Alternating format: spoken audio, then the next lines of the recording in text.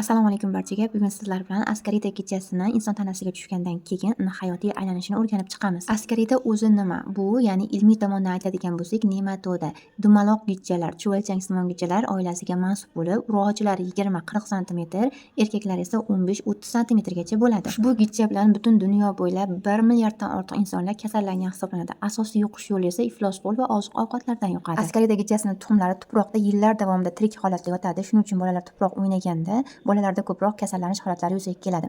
Agar davolanmasa, jiddiy asoratlarga olib kelishi mumkin. Urg'ochi askaritalar kuniga 2000 gacha tuxum qo'yadi. Tuxumlari najasi bilan tashqariga chiqib ketadi. Yuqumli bo'lgan tuxumlari og'iz orqali me'daga, so'ng ingichka ichakka tushadi. Lichinkalar qon orqali o'pkaga ko'tariladi. Lichinkalari bronxial daraxt bo'ylab tomoqqa ko'tariladi va qayta yutib yuboriladi. So'ngra ingichka ichakka qaytib, bu yerda yetik qurtlarga aylanib bolaga zarar yetkazishni boshlaydi. Inson tanasiga tushganda 1 yildan 2 yilgacha yashaydi. Askarita borligini belgilari ko'ngil aynishi va qusish holatlari, qorin og'rig'i, kindik atrofida og'riq bo'ladi. Umumiy belgilari yo'tal va nafas qisilishi o'pkada yuzaga keladi, harorat ko'tarilishi mumkin, uyquning buzilishi, tishlarni g'ichirlatishi, bolalarda aqliy va jismoniy rivojlanishda tengdoshlardan orqada qolishi, og'ir holatlarda esa ichak tiqilib qolishi ham mumkin. Tashxis usullari yuqorida aytgan belgilarimga qarab turib aniqlab olsangiz ham bo'ladi, yoki najas tahlili, qon tahlili, ko'krak qafasini rentgen qilish yoki ultratovush tekshiruvi yoki serologik testlar orqali aniq tashxis qo'yilsa bo'ladi. Bolalardagi gijjalarni xavfsiz, bezarar va samarali davolash uchun bizning Doktor O'tkir tibbiy klinikamizda